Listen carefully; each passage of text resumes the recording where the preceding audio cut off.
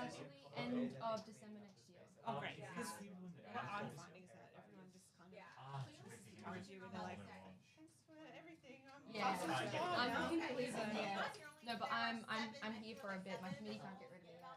Great. No, that's perfect. Thank you. And yeah, I really appreciate all the work you've put into that. It wasn't, but like, maybe So just fun. sort of, yeah. Really appreciate that you reached out and that you because I was planning on sending an email, but I was in the middle of my internship and it was so. I think I worked 68 hour week the next 2 weeks after I went to the international gala. Yeah, yeah.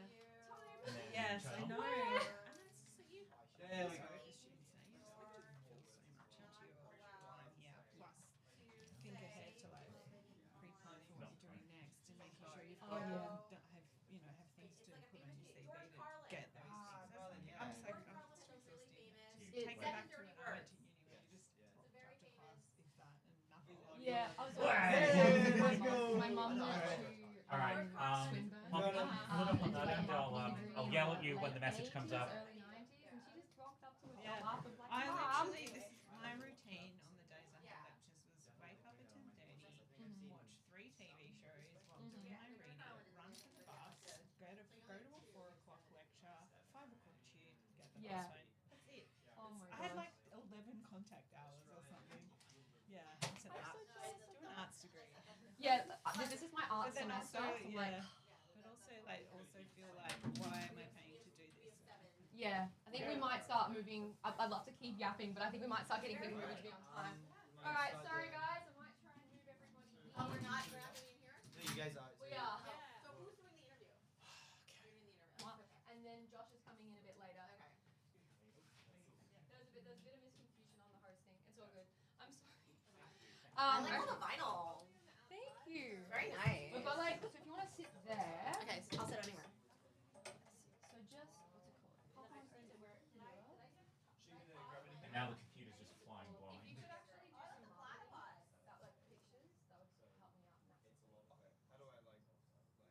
Either take some pictures Oh, I inside can or take- from the glass or outside would be really helpful. Now,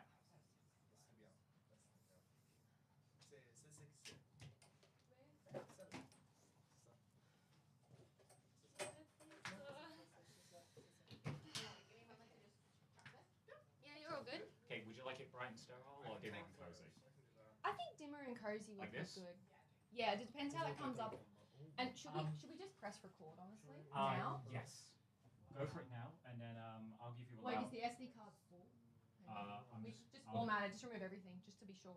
Yep. I do not want the possibility of it getting corrupted. So what we'll do is we're going to hit roll on everything a few minutes in advance. I'll give it a loud clap, and then I'll leave the room, and you guys will go to it. Sure, no problem. Cool. Awesome. Lovely. Do you want to sit on there? Oh, And do you wanna actually, leave the Shannon, do you want to door grab a quick open? photo of us beforehand? I'll grab the photo as well. Amazing. And then I've got to set up my. Love that. Do you want me to just come in and out as well? Like coming in through the door and then. Maybe not through the door, just because it might. Hang on. Oh, so you don't Pick up. Yeah, paparazzi. Paparazzi. I know, it's good. It's good. Yes. Yep. So view window full screen. Alright, will just maximize look it this for me. way, just okay? 1, 2, 3. Yeah. Okay. Over here. Roll. You might have to right click on it or something. Great. Amazing. Awesome. Thank you. Awesome. Yeah. Hang on. So is that what is Push off. so wait, Do you know what's it called? What is in that We need to what is in that, upload it to the soft Insta. machine? The Oh, you can message here? Prina. Yeah. Prina has So access this to the was Instagram. ridiculously overspec, but hey, You you said know, it 5-year first. investment hopefully. So that I believe is a Radio 6700 XT. for Awesome. what? What are you using it for? Pretty much native AV1 encoding. Oh. So future-proofing all of what we're doing there. Okay, awesome. And what that means is that means when I pick up a network storage, I'm thinking of just doing as a nice little synology, something Nice. simple, easy to train people on. Hopefully, all the video only takes up 60% of the space it usually would. So That's it's after like I'm already. one quarter after, we don't need the raw files and anything, let's be honest. Oscar, can you put up the ISO That makes on nice. that one, please? That sounds nice. Yes, absolutely. Okay. I've got to double check the headphone volume is all good as well. Okay, yeah. Okay, so we're going to go for 400. How you feel? 400's okay? Yeah, 400 should be good. What do you think? Does that look a little too cozy or do you want it a little brighter? Can you hear me inside the headphones? Yes, we can hear you. in the headphones, Amazing. Yeah. Yeah. A little brighter perhaps? You mean the lighting? Either the lighting or the video feed. Like, do we want it to look cozy? or do we want it to look a bit more brighter? What do you think? It's up to, I mean, it's your decision. I know, Decide the but like, vibe. because the cozy vibe's kind of cute actually. I don't mind it. I like the cozy vibe. I feel like we all look very cozy here. Okay, we can. Yeah, I think a little bit more, but I can think play that's it I think down. that's good. Something like that? Yeah, Lovely. I think that's good. I've locked it up. Oh dear. And I Okay. And am I sitting too far from the mic, or do you want me to be closer to the mic? normally like the rule of thumb is about like a fist. Okay, so I'm from, more than a fist. so you can play Okay. around with it a little bit. This is good. Is this feet? Yeah, this that thing? should be Okay, perfect. Yeah. The good thing about these mics is that they're kind of adaptable in that you Okay. can kind of move around a little bit and they Yeah. do still pick up Sounds awesome. your voice, which is great. Good. Now, think that's a little too tight, or that's okay? I can't see anything at the moment because Rohan is playing with. OBS, please. Sorry. That's Yeah, fine. that's perfect. That's perfect. Okay. Camera A rolling. 91 minutes remaining. All right. Sorry, 91 minutes? This sorry, won't be that's just how 91 long minutes. That's just how long the storage has got on the camera. Ah, okay. Unless you want to be here for 91 minutes, we could talk about so much. Yeah, we could. I could honestly do half an hour on just your radio experience. Oh, that was very lovely to hear Which as would- well. Honestly, I love hearing about people that do come from student radio. I actually get so excited. It's actually insane. Well, I was like a bit of a misfit for the at least, like the radio, Yeah. like student radio misfits, because I was like doing all the like whatever. I mean, they call it. I mean, whatever. Like, there's John Batiste has a really interesting criticism of like world music as like a term of yeah. like how you describe kinds of music. Mm. I kind of like that he like has that whole thing on it. But yeah, that was my show. And then I had a musical theater. Really? Yeah, we just played original cast recordings just the whole way through. That's so awesome. Yeah. Honestly, you would have fit right in at Radmon. Oh, if you ever did an exchange. I was like everybody else was doing like, just way more like cool, like independent, like, like rock and pop and like whatever, like a lot of, that kind of stuff. Yeah. And like, I was like, let's play musicals. You know what? I know this interview is supposed to be tech related, but I'm going to fit a radio question in. I have to. I have to. So you could. Can I get you both to clap, Yeah. please? Yeah. In unison. Okay, yeah, in unison. 3, 2, 1. And you're good to go. Okay. We'll close the room off. Yeah. That computer's going to fly itself. All right, give me a thumbs up when we're live. Lovely. Amazing. Well, I think we might see each other on the big screen out there, Yeah. which is really cool. But no, that's so awesome, honestly. Like, you would fit right in here at Radmon, seriously. I'm a huge fan of student radio. I think it's great. No, I'm so glad that you've been like super open to this opportunity. Like we just love student radio. I'm so passionate about it myself to the point where I'm like, do I even want to go into science? I love radio this Oh much. no, we can talk. I can try to convince you to like stay in science if you need me to like to try to do that. So You fair. know, Yeah. give you the like whatever you call it, like Give the the spiel. motivational speech. The Like, motivational you speech. can do You can do it. Science is great. Science is great. All right. Well, I actually do think that we are live. So let's get started. Hey, everyone. You're tuning into Radio Monash. I'm your host, Georgie McComb, and I'm here today with an incredible guest who honestly needs no introduction. She's come all the way from the United States. She's completed her master's at Columbia University in statistics and is currently finishing up her PhD at Brown University in AI under the guidance of PhD supervisor Michael Littman. She is currently visiting Melbourne with the support of the US Consulate in Melbourne, and alongside her studies, she's got already so much to her name, spending roughly 2 years as an intern at Facebook, currently has code stored underground in a vault 250 meters underground in Norway, which is so cool, and also has expertise in AI and language models. Have I missed anything? This is honestly such an impressive career path. Like, what have I missed? Well, I also did student radio and I was in Student undergrad, radio, let's so go. There we go. So honestly, you know what? You've earned extra brownie points from me just being in student radio. Like, that's honestly incredible. But I really would love to start this off by asking, can you give us a bit of background about how you ended up in AI research? Because you started in statistics, right? Yeah. So actually, my undergrad degree was in political science. But my degree, my master's degree in statistics had a lot of machine learning, which is Yeah. like kind of another term describing AI. A lot of AI, is either like people are like, oh, this is like, machine learning or AI. But so because statistics is just a foundational set of technical tools to build AI, like we did a lot of AI related coursework, and I just kind of stumbled upon it. And, I really was excited about being able to understand the world with models. And I mean, that's kind of it. I mean, I kind of just like kept going from there. Yeah. Like, what really made you passionate about it? Because I feel like AI, at least for me, has only really come into the forefront in the last 5 years in terms of pop culture, but it's been around for a lot longer than that. Yeah, I mean, like, I think people could, a lot of people who are researchers will, talk further back into the literature of AI. And, if you think about like things even with like statistics and like statistical modeling, that's like even older. We were talking about like examples from like the 19th century and like, linear regression and all that kind of like foundational work. I think that's like also like really informative in terms of like where I think about like how we think about, what an AI model is and kinds of how do we build intuition. So to me, like this is not necessarily new. I think that there are certain aspects to the technology that are relatively new, but, I think people using heuristics and patterns in order to understand their world is like fundamental to the human mind, I think. Yeah.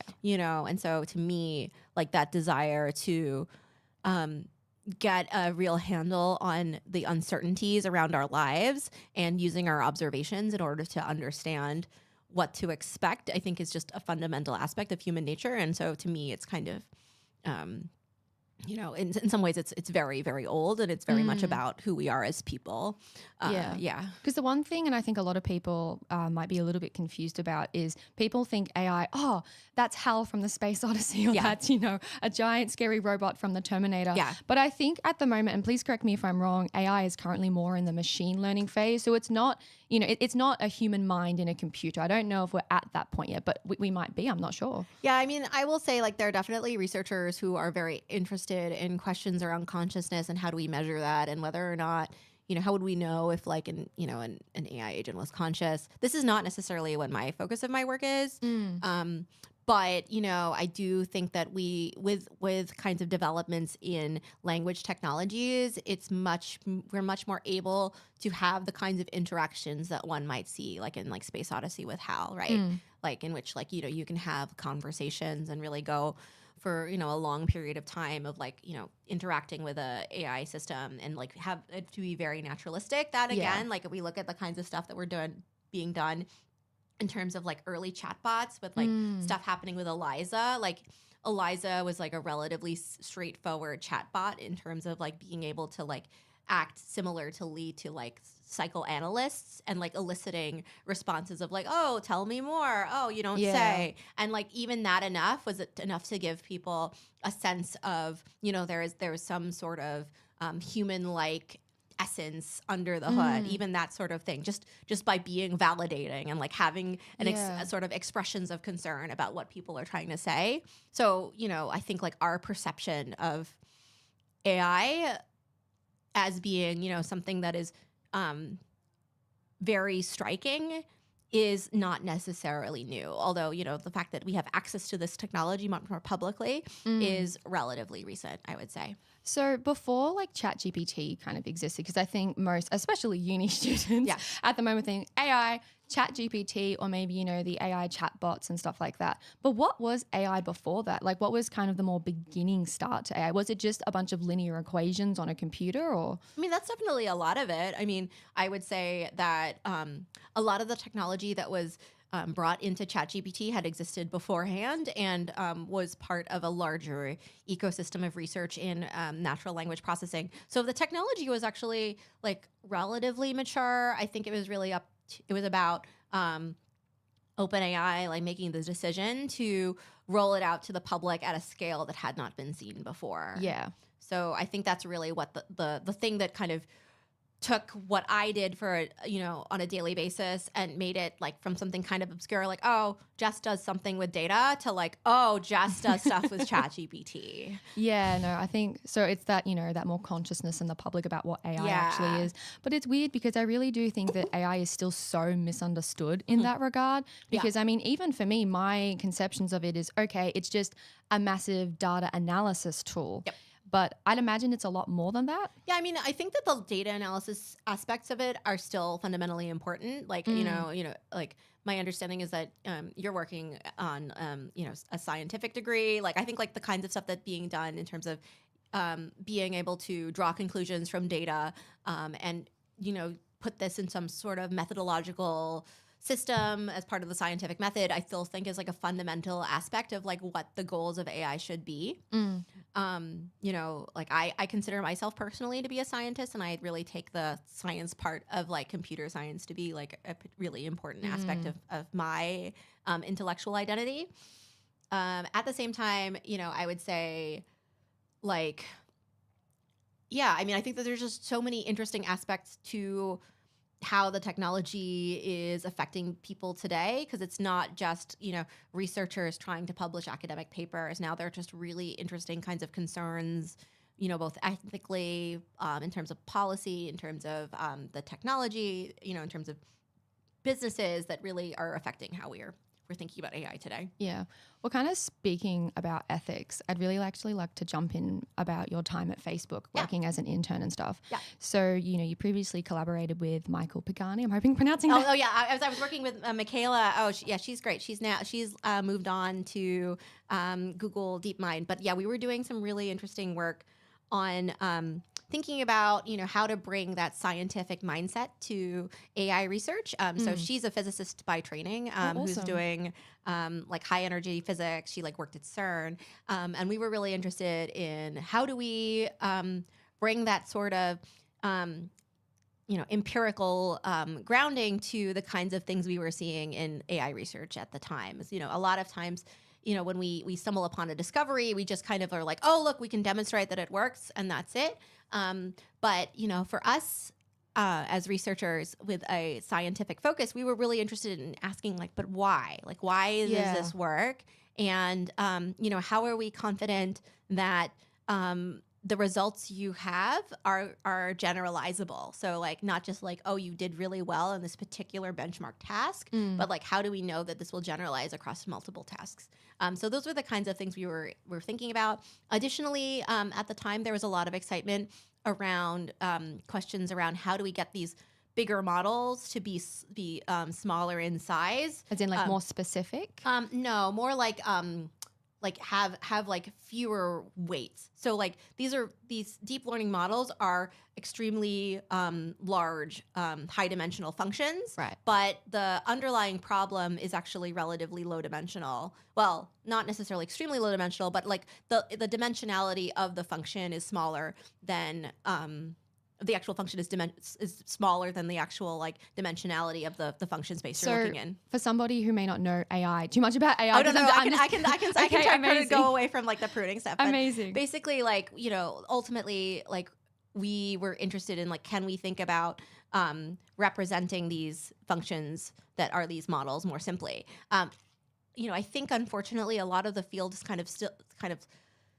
are currently paying less attention to those sorts of questions. I think now a lot of the focus has been on questions around scale. So, at the time we were interested in how do we think about things that were smaller. Now we're really interested in like, how do we make things like bigger and bigger? Right. And, there are interesting ethical questions around those sorts of things that I'm more than happy to talk about, but it's an interesting set of concerns in terms of like how we're thinking about like the impacts of AI today. Oh, 100%. Because like what I really wanted to ask is, Meta has recently implemented its own AI into its platforms with both like Instagram and Facebook. Yeah. But I'd love to know kind of what some of the ethical concerns are around that, because this is a huge data pool that can, be drawn from. Yeah, I don't, to be honest, I'm not necessarily familiar with how they're using AI in those sorts of contexts. In terms of like the research side, like we were really doing a lot of fundamental research. Right. So, we were more focused on like publication and like very narrow sorts of research questions. I think like historically my experience was like, research and and like software development and engineering were relatively independent, so I wasn't necessarily aware of those kinds of things. You know, at the same time, like I do think that it is useful for people to be able to have a better awareness of, you know, how technical systems work in order to have a better relationship to that technology. You know, like one of the things that it typically, maybe it doesn't necessarily surprise me, but I think I have a tough time making clear to people is it's actually not necessarily that hard to store the scale of data that is currently being stored in the world. Really? Right? Yeah. So what I mean by that is like, you know, anytime you post something to the internet or you like write, you know, you enter something that's in, you know, some sort of database, it's, you know, people like organizations will like store it indefinitely, and like keeping that amount of data stored is not necessarily that hard.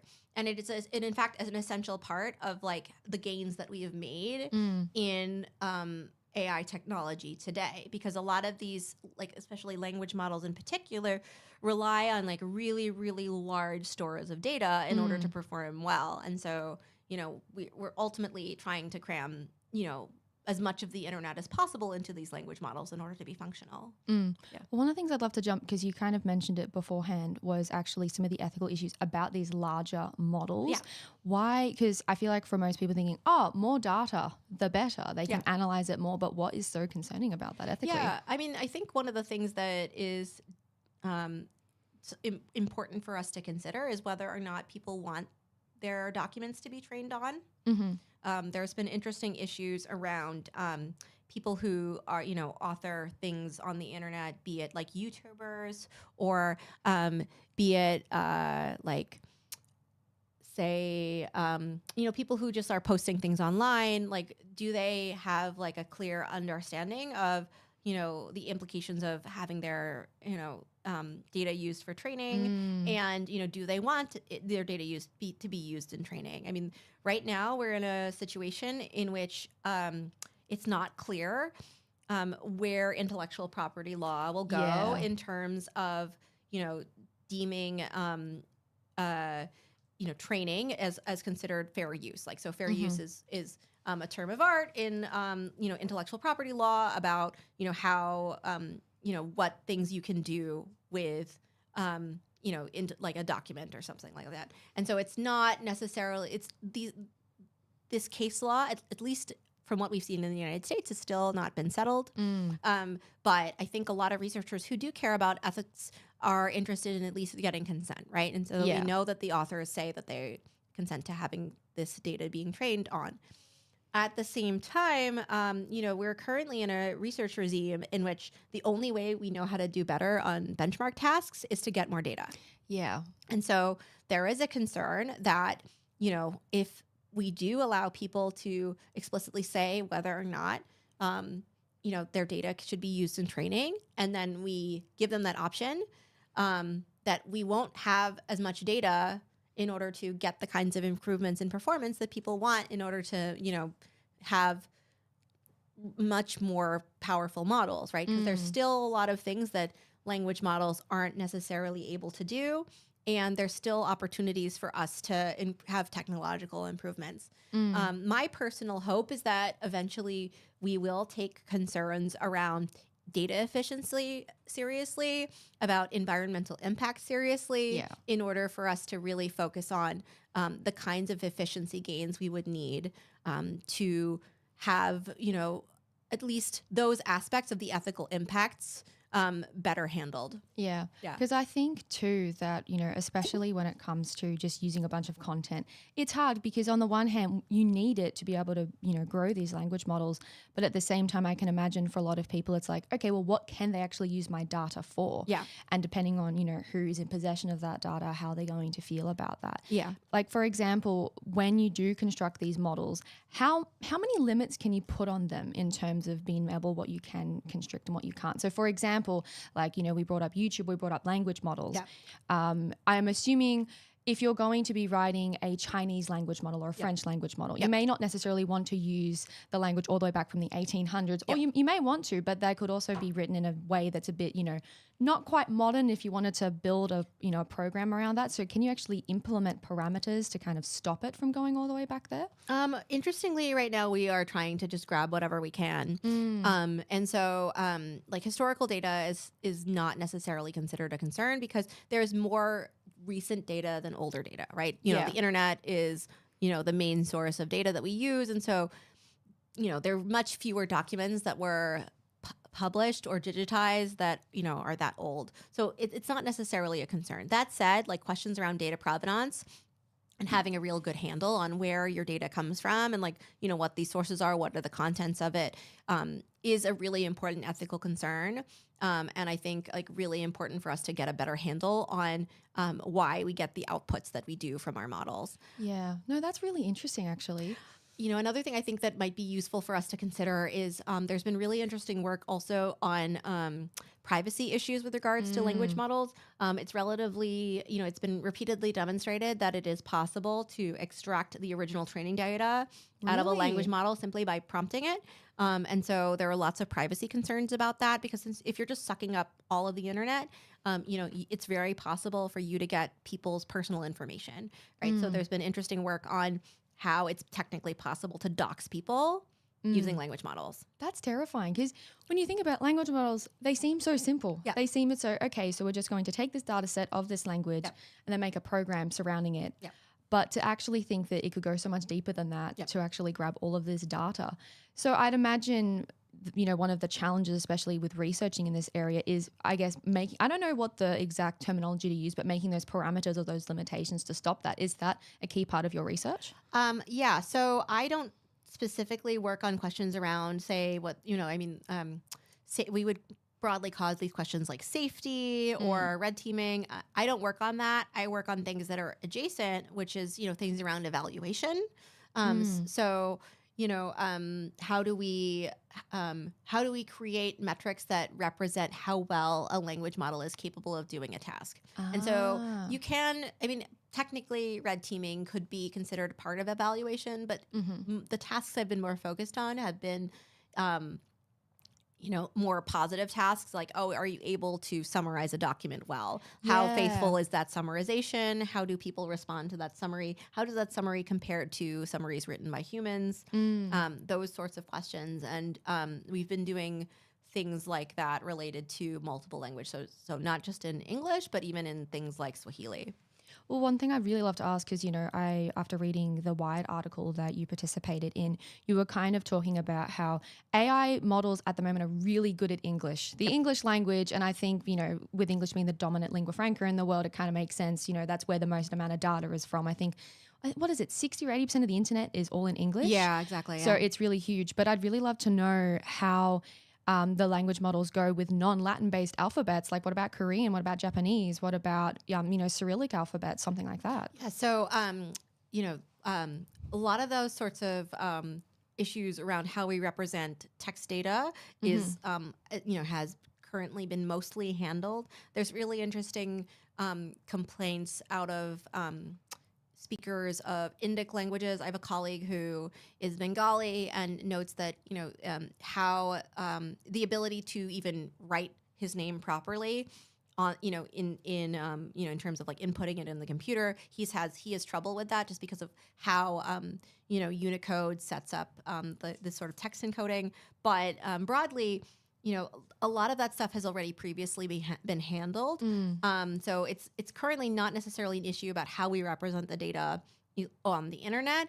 There are interesting broader sorts of questions about how do we get good performance out of the fact that we don't have that much data in those other languages. So, for example, I'm just trying to think of an example of like a low resource language. Maybe Icelandic? Icelandic is probably the most famous one, yeah. So Icelandic is probably the most famous one in the sense that like the government of Iceland has been doing a lot of really interesting work in terms of trying to partner with other tech companies in order to ensure that investment in Icelandic language technologies is, like at a sufficient quality.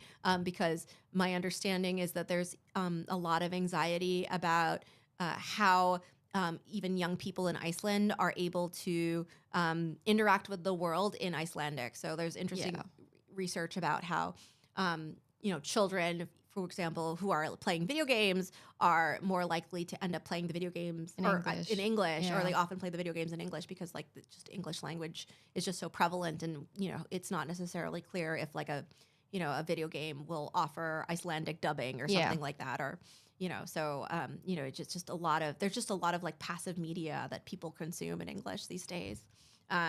So yeah, like that's one direction, and then there's been really interesting work like in indigenous AI around questions around, okay, so like the partnering with tech companies is one model, and like and bringing together these collaborations is like an interesting opportunity. At the same time, like indigenous researchers express a lot of concerns about the historic kinds of relationships between themselves and outsiders in terms of the preservation of their language.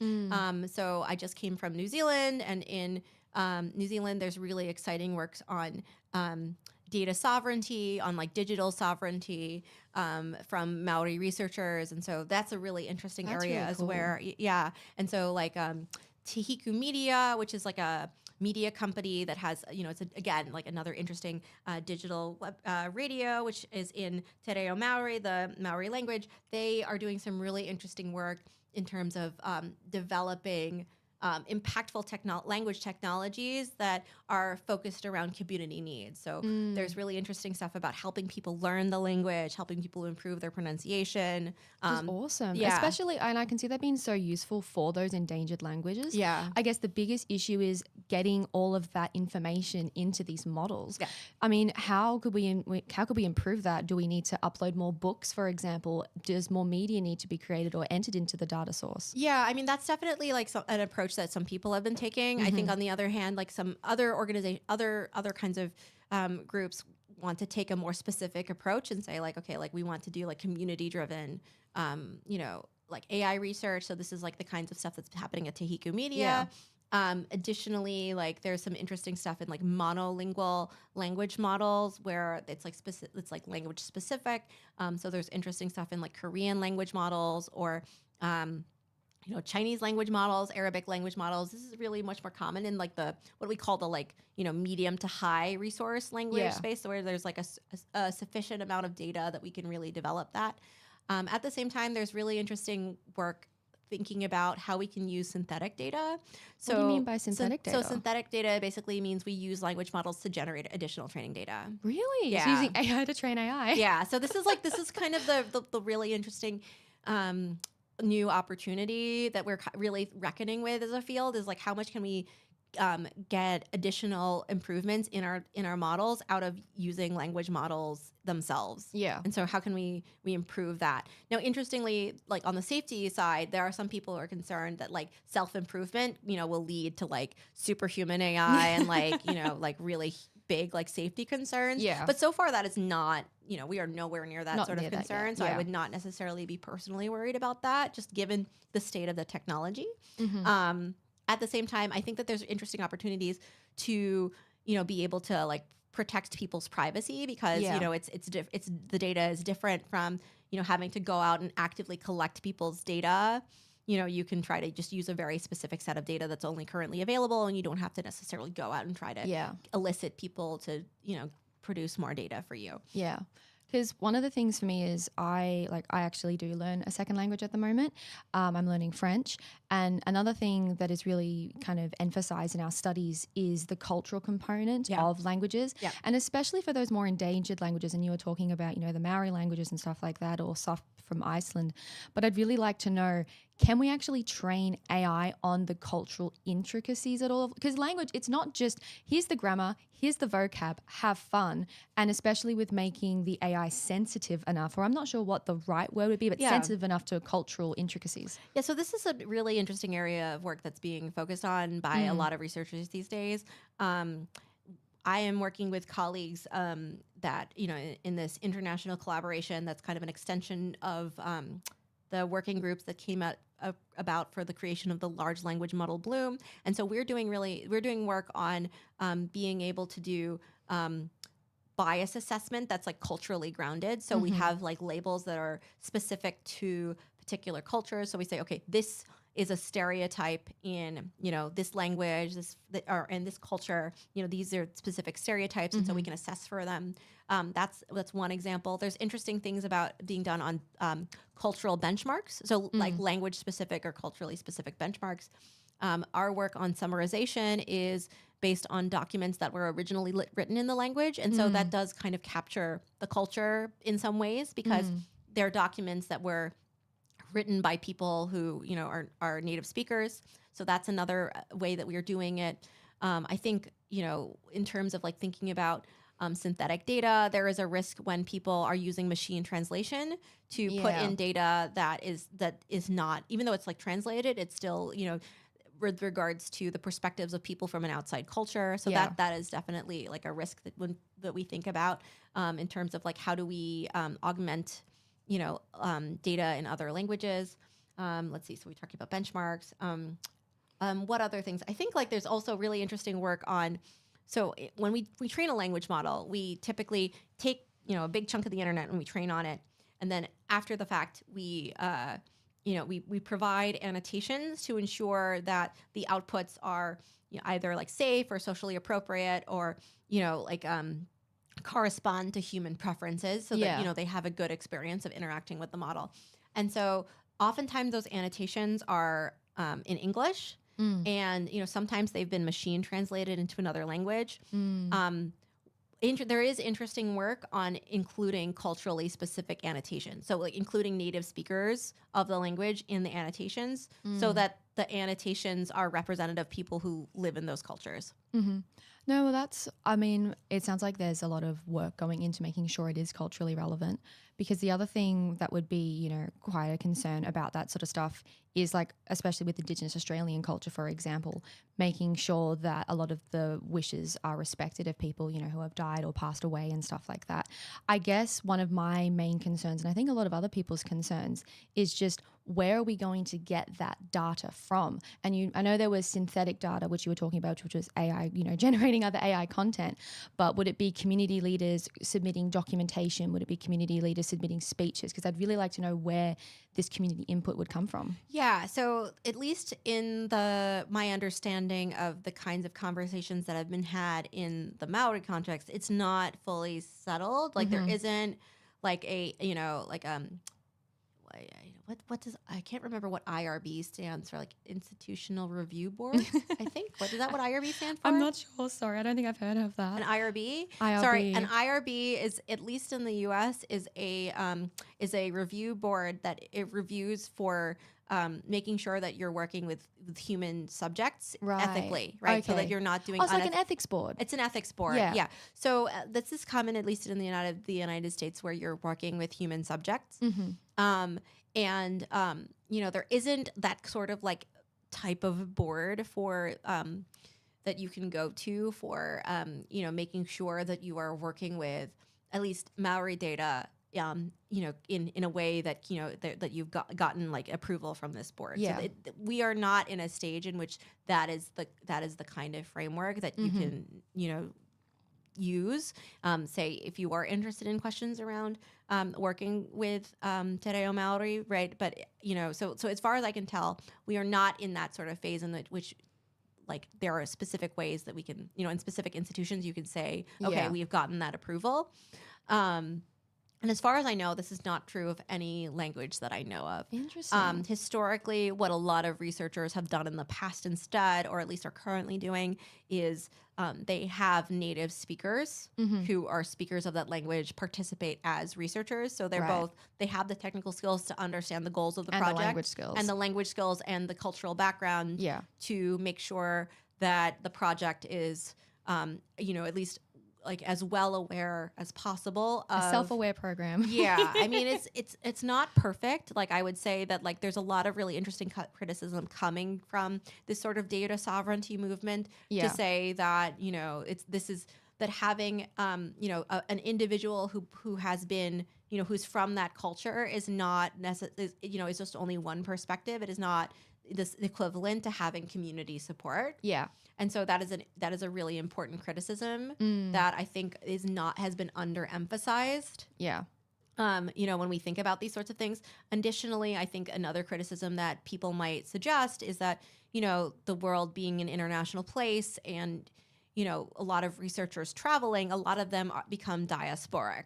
So, Yeah. Those are like different cultural experiences. yeah, exactly. So they might not necessarily have a representative perspective because they might be living abroad. Yeah. 100%. So that's another concern I think a lot of people would be, would want to highlight is that, like when we think about the kinds of suggestions that are coming out of this, out of data sovereignty movements, it needs to be community based, it needs to be local, but a lot of research happens on a global scale and across like global collaborations, which is a very different kind of scoping. Yeah, 100%. But one thing I'd kind of like to finish off this section about languages models is why is it so important to have more languages other than English? I think a lot of people thinking, English is good enough. Most people speak it. It's the global language. But why is it important to have all of these AI models being made for other languages? Yeah, so I think that, there's some really interesting work actually from Meta on their speech-to-speech model called No Language Left Behind, in which they talk about, in which they interview people who are speakers of low-resource languages, and they find that, they're really concerned about the further peripheralization of their languages from public life. Yeah. We already have like situations in which, children are consuming, or even just adults, people in general, are consuming digital media in, large mainstream languages. They're having to deal with work settings, again, large mainstream languages. Yeah. So where is there an opportunity for them to see themselves, right? And so I think that's really, really important. Another thing that I think, at least in terms of like criticism of that original paper, this No Language Left Behind paper, there's really interesting work coming from researchers based out of, I think, Ethiopia and Ghana, in which they note also, that, being able to participate in the AI ecosystem is really important. And these, communities have expertise in being able to model these languages, right? Because they understand the culture, they understand the data. And so, for them, like being able to build language technologies is a way, in which they can really build AI that has like meaningful impact to them. And so that's also like a really important area to think about is like, how do we make sure that, we are tackling problems that have real human relevance to people's lives. And so that's also a really exciting aspect, I think, that should be emphasized as well, as like, when we think about like, again, how do we build these technologies, like, ensuring that they are really relevant requires a certain amount of, localization, amount of like, specificity that like, the kinds of collaborations, at least like I've been participating in, aren't able to really bring. Yeah, 100%. But no, I think those are some really great points on language models, because I think not a lot of people actually think that, AI's actually got to learn for other languages as well, and just kind of think everything will be in English, because most of science is in English as well. Yeah. You don't assume that. Although before it used to be in German. True. And then the French might argue on the Germans there, but we can leave that to the Europeans. But another kind of area I really wanted to kind of chat to you about is, you're a key person in the open science movement, which I think is fantastic. Making sure that science is open and transparent is so beneficial to society, especially when we've got massive issues like climate change and everything like that. But I really wanted to ask why you think being open and transparent about science is so important. Yeah, I mean, to me, I'm really concerned that we are able to meaningfully draw the conclusions that we draw. So, making sure that there's a there is really important, right? The incentive structure of science is to want to show that something's there, right? And ensure that's a there. But, on the other hand, we don't necessarily want to be building upon sand, right? Yeah. Because like scientific research is based off of the understandings of other people's research. And we get into a really scary scenario in which like we're building on top of nothing. So like, for example, there's, some really interesting work in which like, like a whole like, years and years of work in, Alzheimer's research, for example, like had to make a huge U-turn because they realized that like some of the initial work in a particular, area of research was, unfounded. And so we don't necessarily want to be going down this set of research questions and then realize our assumptions are entirely wrong. Yeah. So, greater rigor, greater transparency is the only way we can gain confidence in what we know. So to me, that's really, really important if we want to be able to solve important problems. Yeah, 100%. Because I think, and especially as someone who's also in science, one of my concerns is that there's such a rush in academia to just get the answer and get the solution, regardless of, what the data actually says. And I think most people have enough of a, ethical compass when they're in science to make sure that, that the results that they're getting, that is what they're analyzing and that is what they're commenting on. But I would really like to get your opinion on why being open about this is good for society. Because I think especially with the rise of misinformation and stuff like that, it's really easy to go, oh, well, these scientists, they don't know what they're talking about. What do they know? Yeah, I mean, I really love referring back to Taylor Swift's comment that the best way of dealing with disinformation is the truth.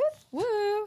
So to me, I think Taylor Swift definitely, kind of nails it on how do we think about, gaining trust and ensuring trust is really with, being as forthcoming as possible, and providing people with providing people with information. I am really concerned that, without a lack of transparency, creates a lack of accountability. And to me as a scientist, it's really important for me to feel as if, I am providing information for the public rather than I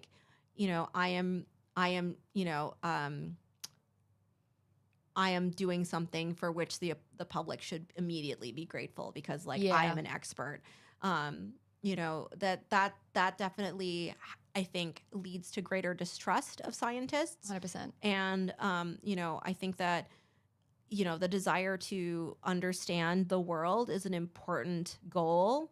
And, there's so many different problems in the world that we can't all be working on all of them at the same time. So the problems I work on, I want to be able to share with the public. And, in a democracy, I think that's really important to have an informed public. Absolutely. So, that's kind of how I think about my role in terms of being able to, share what I do and, just being able to provide that information as readily and openly as possible is fundamental to that. And kind of just jumping back onto what you're saying about democracy, I'd love to actually ask you about AI in terms of elections and stuff. Yeah. Because especially with these large models, how could AI actually be used in these elections? It doesn't matter what country. I mean, we could talk about the Australian or the US, but with the capabilities that AI has, especially with the data pools, we looked at Cambridge Analytica, which for people who aren't aware, it's a British company. About 2018, they spent around a couple $1 million, and they built around about 50 million people got profiled by that. But I'd really like to know how elections could be affected, especially democracy, with the use of AI. Yeah, I mean, I think that, since you're referring to, an example from 2018, I would say that the technology has already been fundamentally there. Yeah. Right. So in some ways, I personally think that the AI is in some ways it's a bit of a distraction because we already know how easy it is to do the kinds of things that we are concerned about without AI, right? There's already been Photoshop. We've already had troll farms, those things already exist. Yeah. I would say that in some ways it makes it easier, it makes it faster, and that's definitely a concern. But then that's just a question around speed and scale and not necessarily a question of kind. Yeah. No, 100%. And the other thing I would be interested, especially just going back to language models really quickly, if the language models currently aren't as up to scratch with, foreign languages, especially that aren't, based on a Latin alphabet, could their elections actually be safer because the language models aren't as advanced in those languages? Not necessarily. I would say that we are seeing relatively good performance in lots of different languages that do not necessarily have romanization. So, for example, we are seeing, as far as I can tell, things are doing relatively well, for example, in Indic languages, languages Hindi, things like that. Is that because there's so many resources around them? Yeah, exactly, because there's just so much data. So that's not necessarily a concern. Interestingly, colleagues of mine at Brown have demonstrated that at least for large commercial models, it is possible to remove the safeguards that exist in these models in lower resource languages, just simply because they aren't as rigorously tested. Right. So, so for an example of like, for example, if you want to be able to get a large language model to, teach you how to make various different kinds of, weapons or things that are physically harmful to people. Yeah. It's easier to do that if you ask them in a language that is, has fewer speakers and less data than in English. Interesting. Yeah. That actually surprises me because you think it would be the reverse. No, honestly, it's there's lots of work being done on trying to create these safeguards, and that's an active area of work. Initially, most of the kind of safeguarding work has been primarily English focused, and so really as you go further away in terms of like the kinds of prioritization in terms of like when people think about like what's the typical use case, like what's our market, typical kinds of like business questions, like as you kind of go further away, you're more likely to have less rigorous testing. Yeah, wow. I'm actually quite surprised by that, which is actually quite shocking to me.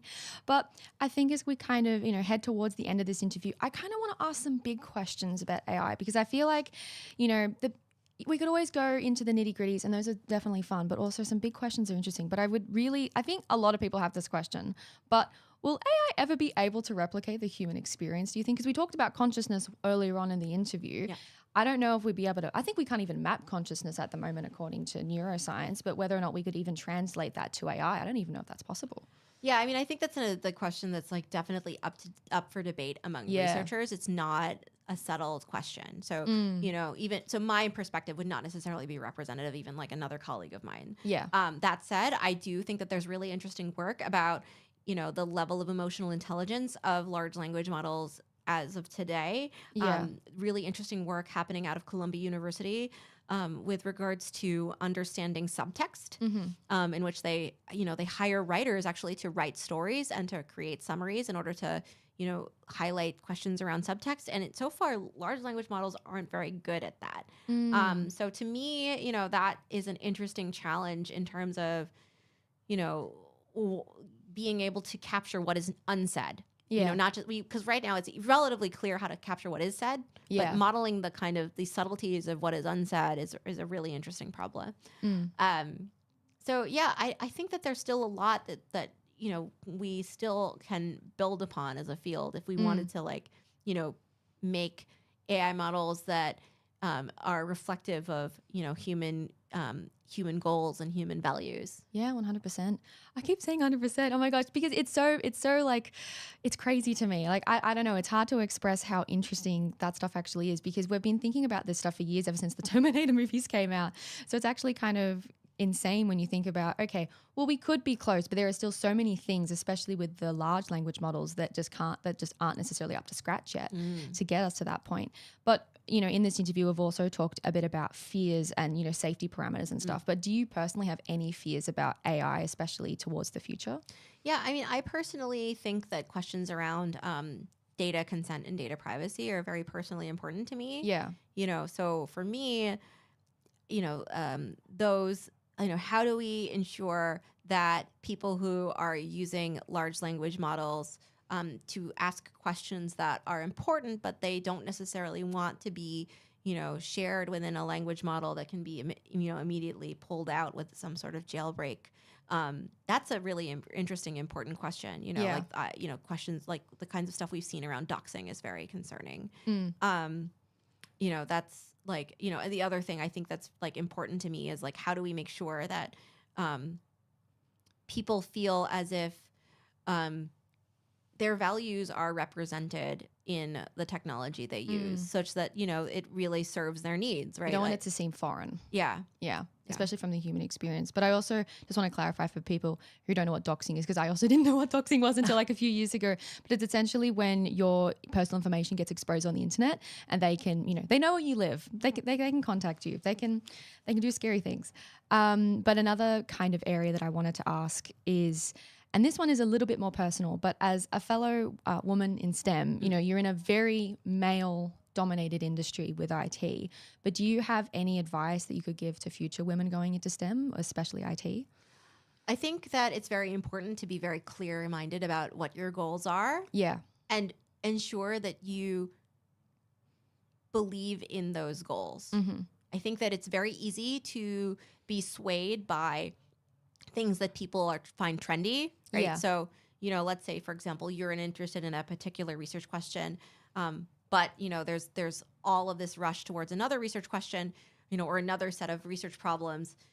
It's really easy to question like, oh, am I, asking something that's important? Like, are people going to care about the problems I care about? Yeah. Like, how am I going to, develop professionally towards this goal? But I think without a clarity of your own values and your own voice, it's really hard to get rewarding, meaningful experiences out of it. Because you can just kind of just go along with the crowd and just do what everybody else is doing. Yeah. But you don't know if it's really going to be what you're going to ultimately feel proud of in the end. Yeah. And so to me, I think this is like, regardless, honestly, it really doesn't matter what a person's identity is. I generally just tell people over and over again that they can't really tell you what you need. You need to be able to say, Be your own advocate. yeah, well, Yeah. not just like advocate, but you just need to know your own voice. You need to be able to believe in who you are and what your values are and what your goals are, because I can't tell you what that is. That's so fair. That's so fair. Because, as I said, as someone who's also in science, it's kind of, I feel like we've come such a long way in that there is so much more representation within the field. And it's not always about gender, but I do know that as somebody, who is currently navigating a field that is very male dominated, how important it is to at least know who you are and know where to go from there. So I think that was some really good advice. But that has concluded my portion of the interview. I want to really thank you, Jessica, so much for coming on. And I hope you've enjoyed your time at Radmon. Oh, yeah. No, it's been amazing. Thank you. I'd really like to do a special shout out to some of the researchers who helped me create this amazing script for this very special interview. I'd like to give a shout out to Thomas Wakeling, Vincent Yang, and Yung Sung Jin, as well as the Deep Neuron team, the Monash faculty IT, as well as the US Consulate in Melbourne for this incredible opportunity. But before I completely wrap up the interview, you've got a special event on at the end of the day, also at Monash, with the Deep Neuron team, which will be hosted by them later today at the Woodside building. But I believe Josh is going to come in and talk a little bit more about that and finish us off with one final awesome question. And I can't open a door. So welcome, Josh. You're going to tell us why people should come to the Deep Neuron event later this evening. Yes, the Deep Neuron event later this evening. You might. I'll hold this. All right, so hi everyone. I'm Josh from Monash Deep Neuron. So, sorry. You can do this. You can radio. I can do this. I can radio. Yeah. So later today we're going to be having a panel discussion with Jessica. It'll be 5 to 6 p.m. at the Learning and Teaching Building, room 321. It's all over our socials. So please do check that out.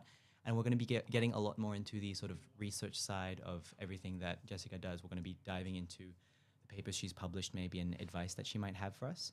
And so I did have a question that I've prepared. Oh, great. A Lovely. bit in relation to some of the stuff we discussed earlier. You talked a lot about how there's a focus on larger and larger models, more and more data. And I wanted to ask, what does that mean for reproducibility in machine learning models? Like, as students, we want to contribute to AI research, but we don't have terabytes and terabytes of storage to store all of this stuff. Like, how do we participate in that? Yeah, so I think there's a lot of really interesting work in application areas that are focused on fine tuning. And so what we mean by fine tuning, we mean we take a large model that's been made available to the public, and we introduce our data to the large model so that it is specifically trained on the task we care about. So, for example, maybe you have a large model that's used for object detection, and now you want to apply it for a medical imaging domain or something like that. Or I don't know, a great example of this that I heard recently was somebody made a fine-tuned version of GPT-4 that, you give them a location, it'll tell them what's the highest review pie place, Wow. pie shop, Okay. near that location, what the reviews have been, what's the vibe like, and then a Amazing. pie joke. Wow. Yeah. That's so cool. Yeah, and this would be using things like LoRa and RAG and stuff like Yeah, that. yeah. Well, I think they're not actually. I don't know if they're specifically doing a RAG. I think they just it's just a simple prompt even. Okay. So this is not even like I don't know how much fine tuning there is on this, but Okay, that's this is so just like interesting. a prompt like a use case of like just prompt engineering. Sorry. Okay, amazing. Yeah. Well, so if you'd like to hear more about all of that nitty-gritty details, you can definitely come to the Deep Neuron event. So that's 5 p.m. to 6 p.m. Learning and Teaching Building 321. Thank you so much for having me. No And problem. Yeah. No, thank you so much, Josh, for coming on and telling people all about the things that you're going to learn about tonight, because this interview is definitely something that's been, targeted to more of a general audience, but I'm sure you'll get, and look, I know nerd has been used in a weird pop culture sense. People are like, oh my gosh, let's not use the word nerd. I'm a proud nerd, okay? I'm a proud nerd. I love science. I'm a nerd about science. So I'm hoping that everybody has got at least a bit of a tease or a taste in this interview, and they can go and see your amazing talk tonight, and everyone can fully nerd out. And then, because like as much as AI, AI is so fascinating, it is also not, my main area of expertise. So I really appreciate that you've come on today and really explained what AI is, how it can be used, especially with the language models. And as a language nerd, that has been so fun and so interesting. So yes, thank you so much for coming on. I hope everybody at home has enjoyed listening. And do you want to shout out anything, or shout out any research or anything you want to promote? Let's see. I have a colleague, Ming Hao, who's at Monash University. I hope we're trying to meet up today. So hey, Ming Hao. That's so cool. That's so cool. Actually, you know what? I'm going to finish on one final question. As somebody who did run a radio show all the way back, was it at Columbia or Harvard? No, actually, this was when I was an undergrad. I was at Wellesley College for undergrad in the United States. Yeah. What was your favorite music to play at your radio show? So I played a lot of different kinds of music because I did a lot of the whatever. I mean, world music is just kind of a very poor catch-all. So I realize that's an imperfect label for a show. So I did that. Yeah. But my favorite probably was my musical theater show, in which we just played original cast recordings the whole way through. I'm like amazing. a huge Stephen Sondheim nut. So yeah, that was my favorite thing. That's incredible. Yeah. See, what a great question to end on. All right, I know I probably said goodbye 3 times. I promise this is the final time. Thank you everybody so much for listening. We really appreciate your support. Thank you, Jessica Forde, so much for coming on. Thanks. And have a good one, guys. See you later.